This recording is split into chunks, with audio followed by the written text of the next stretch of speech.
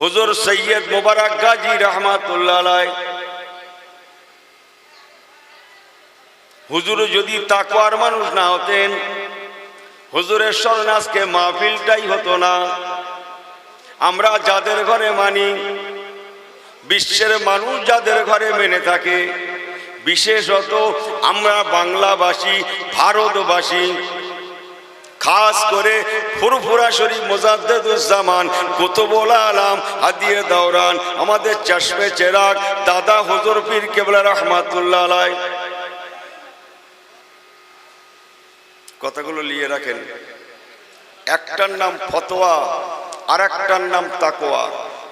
ফতোয়া না থাকলে আমরা কেউ চলতে পারতাম না, বাট তাকওয়া না থাকলে যেমন দুনিয়াতেও কায়েম মাকাম থাকা মুশকিল আছে, তেমন আখিরাতেও আল্লাহর দরবারে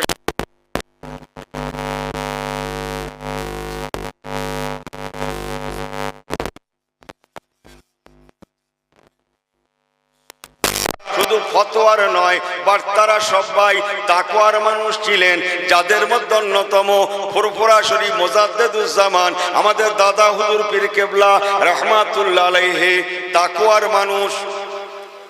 আলা হযরত পাঁচ হুজুর কেবলাগণ, আলা হযরত বড় হুজুর কেবলা, মেজলা হুজুর কেবলা, শেজলা হুজুর কেবলা, নওয়া হুজুর কেবলা, ছোট হুজুর পীর কেবলা ফতোয়া ছিলেন না তাকওয়ার? কথা বলেন। সবাই ছিলেন তাকওয়ার মানুষ। আল্লামা রুহুল আমিন সাহেব রহমাতুল্লাহ আলাইহি তাকওয়ার মানুষ। হালওয়া হুজুর রহমাতুল্লাহ আলাইহি, ভাঙড় হুজুর রহমাতুল্লাহ আলাইহি, সর্বোপরি হিন্দের ওলিদের সরদার সুলতানুল হিন্দ খাজা বাবা গরিবে নেওয়াজ আজমিরি রহমাতুল্লাহ আলাইহি। মুসলমান মনে রাখুন, ফতোয়ার নয় বাট তাকওয়ার মানুষ ছিলেন, যার জন্যে ওনারা আজকে কাতারে কাতারে মরে, মুর্দা নয় বাট তারা কাতারে কাতারে কবরে জিন্দা।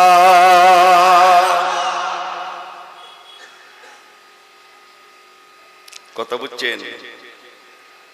আবার বলছি, ফতোয়া না থাকলে আমরা চলতে পারতাম না, কিন্তু আল্লাহ তাকওয়ার ওয়াজ করলেন, বান্দা তোমরা তাকওয়ার মানুষ হও, পরেজগারিতা অবলম্বন করো। মুহররমের চাঁদ চলছে না? কদিন আগে, এই তো 3-4 দিন আগে গেল নাকি, আশুরার তারিখটা গেল না? কারবালা হয়েছিল, শুনেছেন তো? ইমাম হোসাইন হুজুরের সঙ্গে এজিদ বাহিনীর কারবালা জিহাদ হয়েছিল, জানেন তো? কিসের জন্য বলতে পারেন? তাকওয়া, নট ফতোয়া। আমার আল্লাহওয়ালা বাবাজিরা, দুটো কথা ঘরে নিয়ে রাখুন। নাম্বার 1, আল্লাহ পাক আমাদের বললেন তোমরা তাকওয়ার মানুষ হও। তাহলে হতে গেলে কি করার লাগে? আল্লাহ পাক বললেন, বান্দা তোমরা তোমাদের নবীর দিকে তাকাও। তোমাদের নবী, তোমাদের পয়গম্বর, তোমাদের জন্য নমুনা। তোমাদের রাসূল নাম্বার 1 পরেজগার, তার থেকে তোমরা শিক্ষা নাও। আমাকে ভুল বোঝেন না, এটা শেষ জামানা, আখেরি জামানা। আজকে প্রায় 200 কোটি মুসলমানের সারা পৃথিবী আছে, 200 কোটি সারা পৃথিবীতে।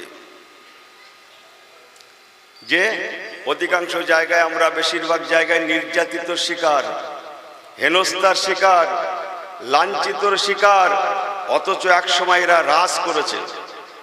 মুসলমান মনে রাখুন, দুটো কথা ঘরে নিয়ে যান। একটা হাদিস পাকও বলেছি, ক্বালা রাসূলুল্লাহ ইন্নামাল আমালু বিল খাওয়াতিম।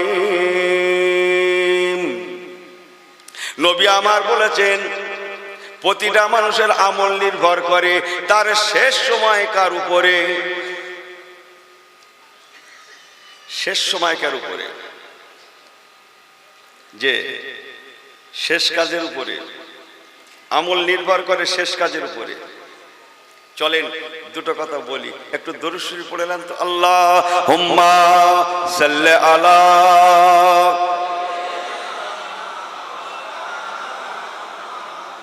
ওয়া আলা আলি সাইয়্যিদিনা। আরেকটু জোরে, আল্লাহুম্মা সাল্লি আলা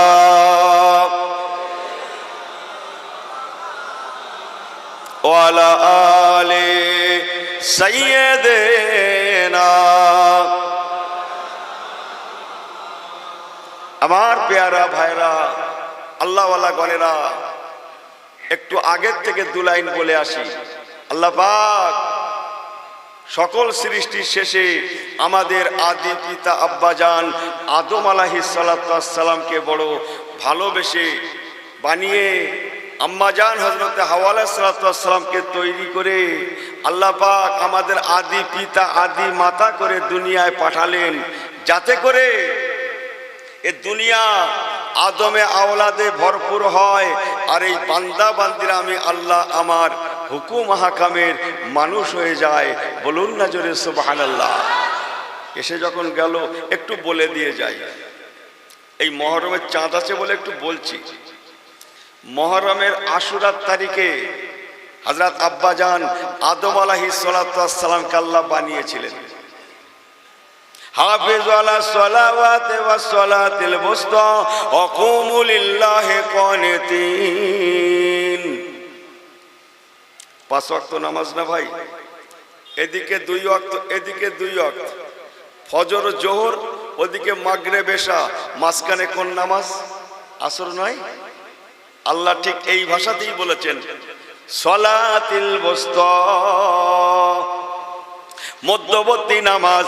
নবী আমার বলেছেন তোমাদের আদি পিতা হযরতে নবীনা আদম আলাইহিস সালাতু ওয়াস সালামকে আল্লাহ পাক মুহররম চাঁদের আশুরার তারিখে বাদ আল আসর, আসরের নামাজের পরে তিনি আমার আল্লাহ পাক তৈরি করেছিলেন। আসরের নামাজের পরে আল্লাহ পাক ওনাদের ঘরে দুনিয়ায় পাঠিয়ে দিলেন আব্বা জান হযরতে আদম আলাইহিস সালাতু ওয়াস সালাম, আম্মা জান হযরতে হাওয়া আলাইহাস সালাতু ওয়াস সালাম। দুনিয়ার বুকে তশরিফ রাখলেন। সংক্ষেপ আল্লাহ কারে আস্তে আস্তে করে মানুষে ভরপুর হতে লাগে। এ মনুষ্য জাত, এ মানুষেরা যাতে আল্লাহকে ভুলে না যায়, শরীয়তকে ভুলে না যায়। ইন্নাদ দীনা ইনদাল্লাহিল ইসলাম, পাক দিন ইসলামকে ভুলে না যায়। এই জন্য আল্লাহ পাক যুগে যুগে যুগে যুগে নবী রসুল পয়গম্বর দিগকে পাঠাতে লাগলেন। আমি খুব সামারি টেনে বলছি,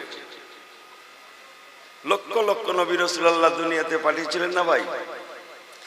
একটা কথা মনে রাখুন, এই লক্ষ লক্ষ নবী রসুল দিগের মধ্যে 3000-এরও বেশি নবী রসুল দিগকে আল্লাহ পাক মুহররম চাঁদের আশুরার তারিখে বেলায়েতে নবুয়ত দান করেছিলেন।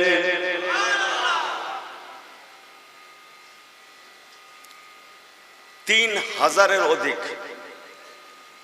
একটা একটা করে বলতে গেলে সময় লাগবে, আপনাদের প্রয়োজন নাই আশা রাখি, অনেক জানেন। 3000-এর অধিক নবী রসুলকে আল্লাহ পাক মুহররমের আশুরার তারিখে বেলায়েত দিয়েছিলেন, নবুয়ত দিয়েছিলেন।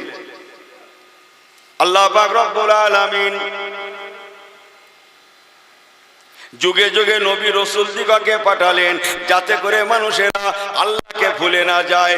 আরো সংক্ষেপ, এক সময় সকল নবী দিগের শেষে ইমামুল মুরসালিন করে, তামাম নবী রসুল দিগের সরদার করে, ইমাম করে আমাদের নবী রাহবারে দো জাহা রাহমাতাল লিল আলামিন আল্লাহ পাক আমাদের জন্য পাঠিয়ে দিলেন। আল্লাহ নবী দুনিয়ায় তশরিফ রাখলেন। মুসলমান মনে রাখুন, নবী আমার মাত্র 63 বছর দুনিয়া করলেন। 53 বছর বয়সে আল্লাহ নবী যখন পৌঁছালেন, ওই সময় নবী আমার আল্লাহ পাকের হুকুমে মক্কাতুল মুআজ্জামার জমিন থেকে হিজরত করে মদিনাতুল মুনওয়ারা শরীফে পৌঁছালেন। মাত্র 10 বছর নবী আমার মদিনার জমিনে কাটিয়েছিলেন। 53 বছর মক্কা, 10 বছর মদিনা। আমার আল্লাহওয়ালা বাবাজিরা, মদিনা শরীফের জমিনে আমার রাসূলুল্লাহ যতদিন না পৌঁছেছেন, ততদিন ইসলাম প্রতিপত্তি লাভ করে না। না, এই যে নামাজ, নামাজ পড়েছেন তো, এসব নামাজ আমরা পড়ি না? নামাজ, রোজা, হজ, যাকাত সব মদিনা শরীফে আল্লাহ ফরজ করেছিলেন, মক্কা শরীফে নয়। না না না, সব মদিনা শরীফে। হুজুর মদিনা না যাওয়া পর্যন্ত নামাজ এসেছিল কখন? মদিনায় যাওয়ার ঠিক একটু আগে মেরাজ শরীফে। মেরাজ থেকে ফিরেই রাসূলুল্লাহ মদিনা গিয়েছিলেন। আর মদিনা যেই রোজা ফরজ, যাকাত ফরজ, হজ ফরজ, সব মদিনা শরীফে। আমার আল্লাহওয়ালা বাবাজিরা, আল্লাহ নবী রাহমাতুল লিল আলামিন ইসলামটা যাতে প্রতিষ্ঠিত হয়, এই জন্য নবী আমার বদরের ময়দানে, ওহদের ময়দানে, খন্দকে, খায়বারে এমনি করে করে যেমন জিহাদের ময়দানে শরীক হয়ে বুকের তাজা খুনকে ঢেলেছেন, তেমন তিনি, সকলের মনোযোগ আছে তো, সকলের খেয়াল আছে তো, শুধু জিহাদ করেন না, তেমন তিনি ত্যাগের তিতিক্ষা স্বীকার করেছিলেন। মুসলমান মনে রাখুন, আল্লাহ নবী রাহমাতুল লিল আলামিন মদিনা না যাওয়া পর্যন্ত প্রতিষ্ঠিত হতে পারেন না, ইসলামকে প্রতিষ্ঠিত করতে পারেন না। মদিনা শরীফে গেলেন, আল্লাহ পাকের হুকুমে ইসলাম প্রতিপত্তি লাভ করলো। নবী আমার মদিনা শরীফে গিয়ে মদিনা সনদ তৈরি করলেন। মদিনা সনদ শুনেছেন কেউ? মদিনা সনদ কাকে বলে বলতে পারবেন একজন?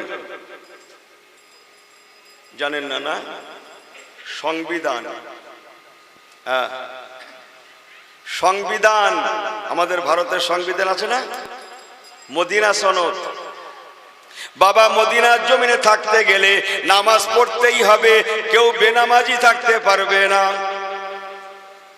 বাবা মদিনার জমিনে যারা আছো, রোজার সময় একজনা মানুষ বেরোজগার থাকতে পারবে না, হারাম খেতে পারবে না, শরাব খেতে পারবে না, তাড়ি খেতে পারবে না, গাঁজা খেতে পারবে না, চগলখুরি করতে পারবে না, কেড়ে নেওয়া, মেরে নেওয়া, লুটে নেওয়া, হিংসা, হাসাদ, ফাসাদ, রাহাজানি, ফেরেববাজি, দাগাবাজি, গলাবাজি, ধোকাবাজি কিছুই চলবে না। আমি রাসূলুল্লাহ মদিনা শরীফে আইন জারি করে দিলাম, মদিনার জমিনে থাকতে গেলে ইন্নাদ-দীনা ইনদাল্লাহিল ইসলাম, পাক দিন ইসলাম অনুযায়ী তোমাদের জীবন যাপন করতে হবেই হবে। আইন চালু হয়ে গেল, ভালো করে শোনেন, আইন চালু হয়ে গেল। মদিনার জমিনে নবী আমার মসজিদ নববী শরীফ বানালেন। হযরতে বেলাল রাদিয়াল্লাহু তাআলাকে মুয়াজ্জিন নিযুক্ত করলেন। হযরতে বেলাল রাদিয়াল্লাহু তাআলাকে নবী আমার ওয়া মা ইয়ানতিকু আনিল হাওয়া ইন হুয়া ইল্লা ওয়াহয়ুহা, আল্লাহর হুকুমে মুয়াজ্জিন নিযুক্ত করলেন। নবী আমার বললেন, বাবা বেলাল আযান দাও। মদিনার মসজিদে আযান চালু হয়ে গেল। আল্লাহর কসম, দেখা গেল মদিনার মসজিদে যখন আযান শুরু হয়, না না একজনও মানুষ আর বাড়িতে থাকলো না। মদিনার শেষ প্রান্তের মানুষটাও পর্যন্ত, পুরুষটাও পর্যন্ত আল্লাহ নামাজের জন্য মসজিদে নববী শরীফ এসে পৌঁছে গেলেন। একটাও বেনামাজি নাই, এক পিস নাই। মদিনা শরীফ শরাব মুক্ত হলো, মদ মুক্ত হলো, সুদ মুক্ত হলো, ঘুষ মুক্ত হলো। আস্তে আস্তে করে ইসলাম বাড়তে লাগে। এক সময় মক্কাতুল মুআজ্জামার জমিনটাও ইসলামের ছায়াতলে চলে এলো। এখন ইসলামের আইন শুধু মদিনা নয়, মক্কা। দিন যায়, রাত আসে, রাত যায়, দিন আসে, সপ্তাহ যায়, মাস যায়। ইসলামের কাজ বাড়তে লাগে। এক সময় সংক্ষেপ করে বলে গেলাম, Asia, Europe, Africa, Asia, Europe, Africa, এই তিনটে মহাদেশ ইসলামের ছায়াতলে চলে এলো।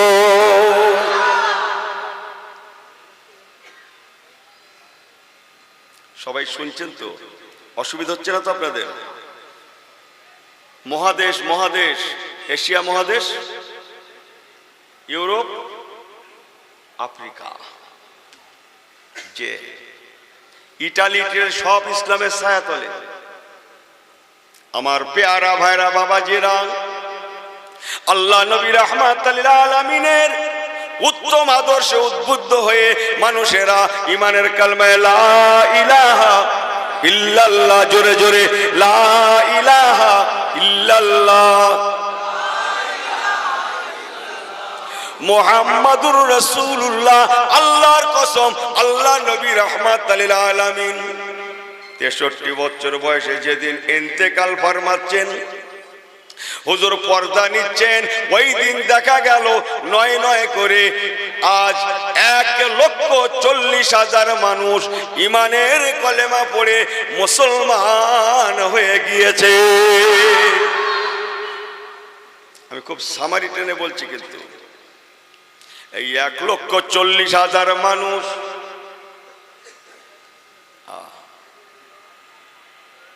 السابقون الأولون من المهاجرين والأنصار والذين اتبعوهم بإحسان رضي الله عنهم ورضوا عنه।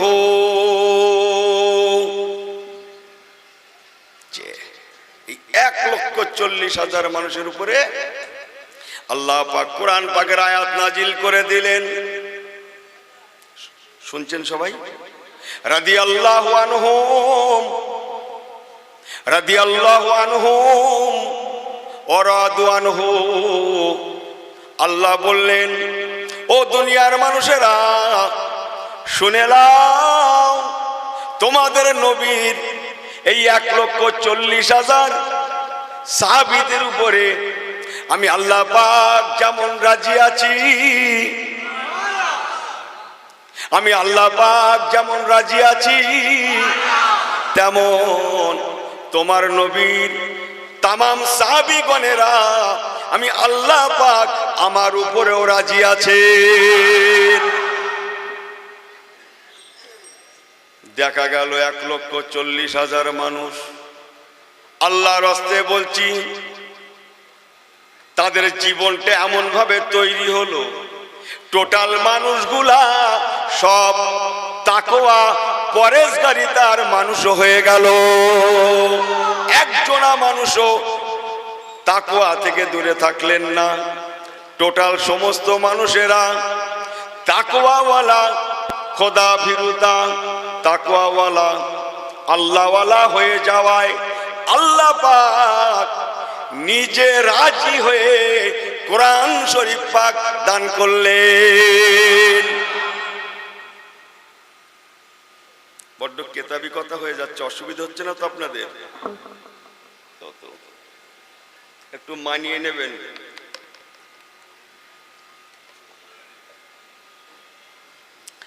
যে এবারে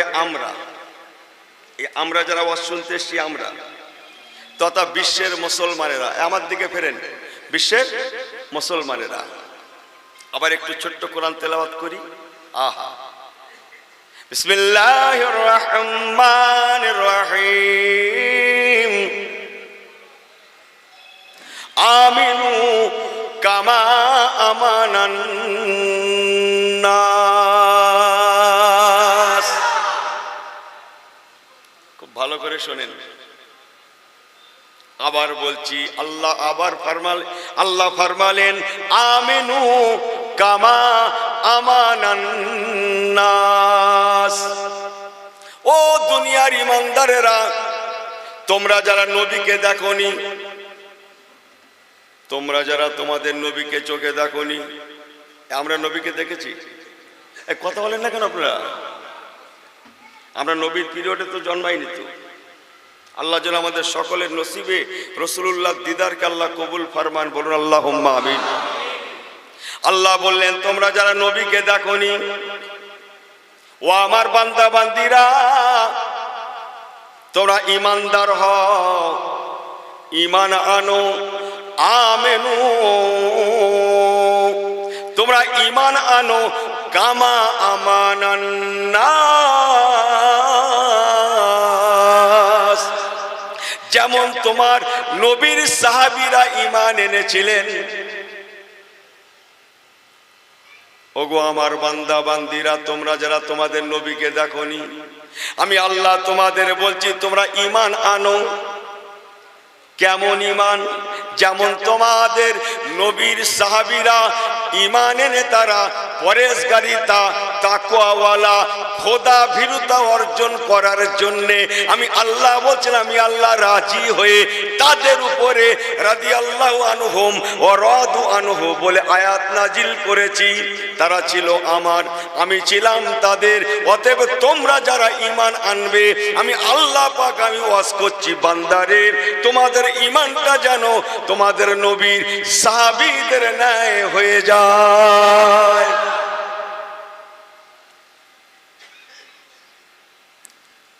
যে আমরা যারা ঈমান এনেছি নবীর সাহাবীদের মতো না, এই রসুলের সাহাবীরা যেমন ঈমান এনেছিলেন আমরা তেমন এনেছি তো? হ্যাঁ, এইবার ঠিক করলেন, আমি গল্প করতে আসিনি। আর আপনারা এত কষ্ট করে এখানে গল্প শুনতে আসেননি। তাফসীরের কিতাবগুলো খুলুন, আমেনু কামা আমানান নাসের তাফসীরটা খুলুন। সমস্ত তাফসীর একই কথা লিখেছে, কামা আমানান নাস মিন্স সাহাবায়ে রাসূলগণেরা। বলুন না জোরে সুবহানাল্লাহ। আমার পেয়ারা ভাই আল্লাহওয়ালা গণেরা, তাদের ঈমানের রংটা কেমন একটু কি বলবো? সকলের ধৈর্য আছে তো? একবার হাত উঁচু করে তাকবীর দাও তো, নারে তাকবীর। এবার তো ঈমানের রং বলছি। আল্লাহ নবী 10 হিজরিতে দুনিয়া থেকে চলে গেলেন। কে খলিফা হলেন ভাই? হযরতে, জোরে বলেন, জোরে বলেন, জোরে বলেন, হযরতে সিদ্দিক আকবর, খলিফায়ে আউয়াল, খলিফাতুর রাসূল হযরত আবু বকর সিদ্দিক রাদিয়াল্লাহু তাআলা খলিফা হলেন। এই আরব রাষ্ট্রের, বিশাল আরব রাষ্ট্রের উনি খলিফা হলেন। আর ওই বিশাল আরব রাষ্ট্রের প্রধান বিচারপতি হিসাবে হযরত আবু বকর সিদ্দিক, হযরত ফারুক আযম, লাউ কানা বাদা নবিয়ান ফাহুয়া ওমরুন, হযরত ওমরে ফারুককে হযরত আবু বকর সিদ্দিক নিযুক্ত করলেন। হযরত আবু বকর সিদ্দিক হুজুর ওমর ফারুক হুজুরকে বলতে লাগলেন, ভাই ওমর ফারুক, ও ভাই ওমর, আমি আবু বকর, আমি ঠিক করেছি এই আরব রাষ্ট্রের প্রধান বিচারপতির দায়িত্ব আপনি সামলাবেন। হযরত ওমরে ফারুক বলতে লাগলেন, আয় আমিরুল মুমিনিন, আয় খলিফাতুর রাসূল হুজুর, বেয়াদবি ক্ষমা করবেন, আমি শক্ত মানুষ। ওমর ফারুক হুজুর শক্ত নাকি নরম? ওইটা ঠিক আছে। ইসলামে সব দরকার, সব দরকার। হ্যাঁ, যা ভাবছো তা নয়, সব এ করে দাও। বদরের ময়দানে কি করতে হয়েছিল তাহলে? হ্যাঁ, আমার আল্লাহওয়ালা বাবাজিরা, হযরত ওমরে ফারুক বললেন, হুজুর আমাকে ক্ষমা করেন, আমি শক্ত মানুষ। আবু বকর হুজুর বললেন, ভাই হতে পারে না, আমি যা ডিসিশন টেনেছি সেটাই শেষ কথা, আপনি হবেন আরব রাষ্ট্রের প্রধান বিচারপতি। কি আর করা, খলিফার আদেশ বলে কথা, মানা ওয়াজিব। তো এই ওয়াজিব না ওয়াজিব নয়, রাজাইন মানতে হয় না? মোটরসাইকেল চালাতে গেলে হেলমেট লাগে না, লাগে না? হ্যাঁ, এমনি মাথায় দেন না, সে আলাদা কথা। আমার পেয়ারা ভাইরা, হযরত ওমর ফারুক রাদিয়াল্লাহু তাআলা আনহু ইজলাসে গেলেন, বিচারপতির দরবারে গেলেন। বিচারপতি হয়ে দরবারে ইজলাসে বসে গেলেন। মুসলমান সারা দিন অফিস করেন, দিন যায় রাত আসে, রাত যায় দিন আসে, সপ্তাহ যায় মাস যায়, এহাত তাকে পূর্ণাঙ্গ 1 বছর। 1 বছর হযরত ওমর ফারুক রাদিয়াল্লাহু তাআলা আনহু বিচারপতি হয়ে ইজলাসে অফিস করেন। কিন্তু মনে রাখুন, দীর্ঘ 1 বছর কেটে গেল, অথচ দেখা গেল এই একটা বছরের মধ্যে হযরত ওমর ফারুকের হুজুরের দরবারে, ফারুক আজমের দরবারে, বিচারপতির দরবারে একটাও কেস আপিল হলো না। কোনো কেস আপিল হলো না। পুরা 12টা মাস বসে বসে কেটে গেল। হযরত ওমর ফারুক রাদিয়াল্লাহু তাআলা আনহু আবু বকর সিদ্দিক হুজুরকে বলতে লাগলেন, হুজুর বেয়াদবি মাফ করবেন, এ নওকরিটা করব না। কেন ভাই, কি অন্যায় করলাম? হুজুর বেয়াদবি মাফ করবেন। আজ আরব রাষ্ট্রের কোনো হানাহানি নাই, কাটাকাটি নাই, মারামারি নাই, চগলখড়ি নাই, সুদ নাই, ঘুষ নাই, জেনা নাই, ব্যভিচারী নাই, অন্যায় মুক্ত, দূষণ মুক্ত, দুর্নীতি মুক্ত কোরআন পাকের ওসিলায় আল্লাহ তাআলা উপহার দিয়েছেন। হুজুর একটা বছর কেটে গেল, আমি বসে বসে কাটিয়ে দিলাম। দীর্ঘ 1 বছরের মধ্যে একটাও কেস আমার কোর্টে আপিল হলো না। অতএব হুজুর বেয়াদবি মাফ করবেন, আমি ওমর ফারুক আর এই চাকরিটা করব না। আমার কথা কি আপনাদের কষ্ট হচ্ছে বুঝতে? অসুবিধা হচ্ছে? সবাই শুনছেন? তাহলে কি বোঝা গেল? রাসূলুল্লাহ সোনার পৃথিবী ইসলামের খুশবু রেখে গেলেন। সেটা হযরত আবু বকর সিদ্দিক হুজুরের জামানায় মওজুদ থাকলো। ওমর ফারুক হুজুর একটা বছর অফিস করলেন, কিন্তু না একটাও কেস হুজুরের দরবারে আপিল হলো না। এর দ্বারায় প্রমাণ, আজকে দুনিয়ায় আরব রাষ্ট্রে তখন মানুষের সংখ্যা যথেষ্ট হারে বৃদ্ধি পেয়েছে। রসুল পাকের জামানায় ছিল 1,40,000, সেখানে আজকে আরো বহু মানুষ। তথাপিও কোনো অন্যায় নাই, খারাপি নাই, দুর্নীতি নাই, হানাহানি নাই, কাটাকাটি নাই, মারামারি নাই। এর দ্বারায় প্রমাণ, এই সমস্ত মানুষগুলা আল্লাহর রব্বুল আলামিনের রহমতে করমে, নবী কামলিওয়ালার নেক দোয়ায় সবাই তাকওয়াওয়ালা হয়ে গিয়েছে। আর একটু জোরে বলবেন না সুবহানাল্লাহ? তাকওয়া শুধু ফতোয়া নয়, বাট তাকওয়া। ভালো করে ফেরেন আমার দিকে আমার পেয়ারা ভাইরা। তাহলে কি বোঝা গেল? বড় জামা, এটাকে তাকওয়া বলা যায়। দাড়ি টুপি তাকওয়া। লেকিন বাংলায় বলে গেলাম বেচে কুটে চলাফেরা, কোরআন হাদিস মোতাবেক চলাফেরা করার নাম হচ্ছে তাকওয়া। যে তাকওয়ার মানুষ হযরত ওমর ফারুক রাদিয়াল্লাহু তাআলা আনহু জামানা। আরো ইসলাম বাড়তে লাগে, মুসলমান মনে রাখুন, যত দিন যায় তত বাড়তে লাগে। এক সময় হযরত আলীল মুর্তজা রাদিয়াল্লাহু তাআলা আনহু জামানা চলে আসলো, ইসলাম আরো বেড়ে গেল। প্যারে হাজিরিনে মজলিস, এই সোনার পৃথিবী, সোনার ইসলাম তসনস করবে বলে এজিদ কোমর বেঁধে লেগেছিল। তাই হযরত ইমামে হোসাইন রাদিয়াল্লাহু তাআলা আনহু ওটা মেনে নিতে পারেনি। হতে পারেন আমার নানা জানের রেখে যাওয়া ইসলাম, আল্লাহর পাঠানো ইসলাম, রাসূল পাক নানা জানের খুন ঝরানো ইসলাম। আব্বাজান হযরত ওসমান, হযরত ওমর, হযরত আবু বকরের মেহনতের প্রতিফল আমি তছনছ হতে দেব না। এর জন্য যদি আমাকে শুহাদায়ে কারবালা হতে হয় তথাপি আমি শহীদ হব।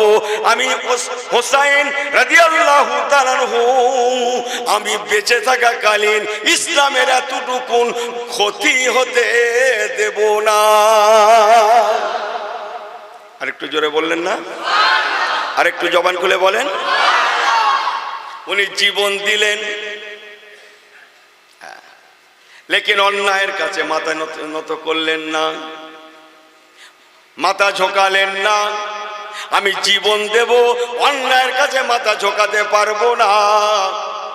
যে আরব রাষ্ট্রের মদ নাই, গাঁজা নাই, জুয়া নাই, খারাপি নাই, দুর্নীতি নাই, আজকে চালু হয়ে যাবে, অবাধ চালু হবে, আমি মেনে নিতে পারবো না।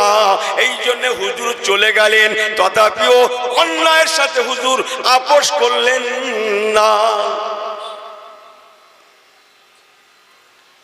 আমি আস্তে আস্তে করে বদরার দিকে আসছি, কিন্তু ভালো করে বোঝেন আমার কথাটা। তাহলে একটু সেই আগের কথা ফেরেন তো। ঘটিয়ারি মোবারক গাজী হুজুরের স্মরণে ইসালে সওয়াব বলুন না জোরে সুবহানাল্লাহ। কি নাম? সবাই বলেন কি নাম বললাম? আগুনটা তো ওখানে লেগেছে। ওনার নামের আগে ভালো করে ইতিহাসটা ঘেটে দেখো গিয়ে, কচি সৈয়দ লেখা আছে। আগুনটা তো লেগেছে ওখানে। সৈয়দ মোবারক গাজী রহমাতুল্লাহ আলাইহি। আগো ভাঙড় হুজুরের কি নাম? সৈয়দ আগে বলেন। হাড়োয়া হুজুরের কি নাম? আব্বাস উদ্দিন গোরাচাঁদ নয়, সৈয়দরা আগে বলেন। দুটো কথা ঘরে নিয়ে যান। সৈয়দরা আগে বলেন। ইমাম হুসাইন হুজুরের কি নাম? সৈয়দ হযরত ইমাম হুসাইন। এই কথা বুঝছেন না? বুঝছেন না? হযরত আলী হুজুরের বড় বেটা। শুধু ইমাম হাসান নয়, বরং সৈয়দ হযরত ইমাম হাসান রাদিয়াল্লাহু তাআলা আনহু। ওনার আব্বা সৈয়দ বলেন বলেন শেরে খোদা হায়দার আলী আলীল মুর্তজা রাদিয়াল্লাহু তাআলা আনহু। তার উপরে সকলে খুব ধ্যান দিয়ে শোনেন। দরুদ শরীফ পড়েছেন না একটু আগে? এই পড়েছেন তো, আবার একটু পড়েন তো। আল্লাহ, সুর করে পড়তে হবে, আমার সঙ্গে পড়েন। আল্লাহুম্মা সাল্লি আলা। থাক থাক থাক, আর পড়তে হবে না, আর পড়তে হবে না। আল্লাহ আল্লাহুম্মা সাল্লি আলা, কি জানো? এই দাঁড়াও। সাইয়্যিদিনা, সাইয়্যিদিনা আমাদের সরদার, সুবহানাল্লাহ বললেন না? নাম্বার ওয়ান সৈয়দ আমাদের নবী, নূর নবী, রাহমাতুল লিল আলামিন। তাই আমরা নবী পাকের নামে যখন দরুদ শরীফ পড়ি, আল্লাহুম্মা সাল্লি আলা সাইয়্যিদিনা, সাইয়্যিদিনা, সাইয়্যিদিনা আমাদের সরদার, আমাদের নেতা, আমাদের সরদার। যে আমি মদিনা থেকে ভায়া ঘটিয়ারি বোদরায় পৌঁছাবো ইনশাআল্লাহ। আমার পেয়ারা ভাইয়ারা খুব ঠান্ডা মাথায় বোঝেন। আম্মা জান হযরতে ফাতেমা জাহরা কি বলা হয়? সাইয়্যিদাতুন নিসা।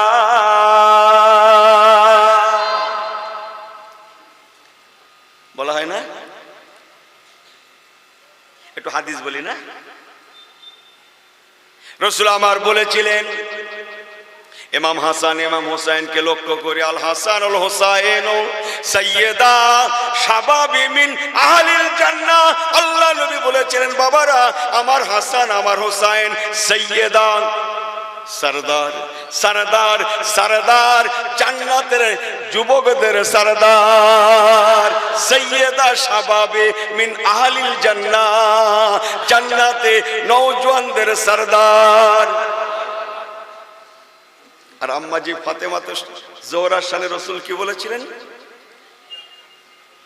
যে সৈয়দাতুন নিসা মিন আহলিল জান্নাহ, বলুন না জোরে সুবহানাল্লাহ। মেয়েদের সরদারিনী আমার বেটি ফাতেমা। তাহলে রাসূল পাক আল্লাহুম্মা সাল্লি আলা বলেন বলেন সাইয়্যিদিনা তাক তাক সাইয়্যিদিনা তার কলিজার টুকরা সৈয়দাতুন নিসা। সৈয়দা মহিলা হলে সৈয়দা বলতে হয় না, সৈয়দ সৈয়দা সৈয়দা, তাই সৈয়দাতুন নিসা আম্মা জান হযরতে ফাতেমা হযরতে আলীল মুর্তজা সৈয়দ বলেন বলেন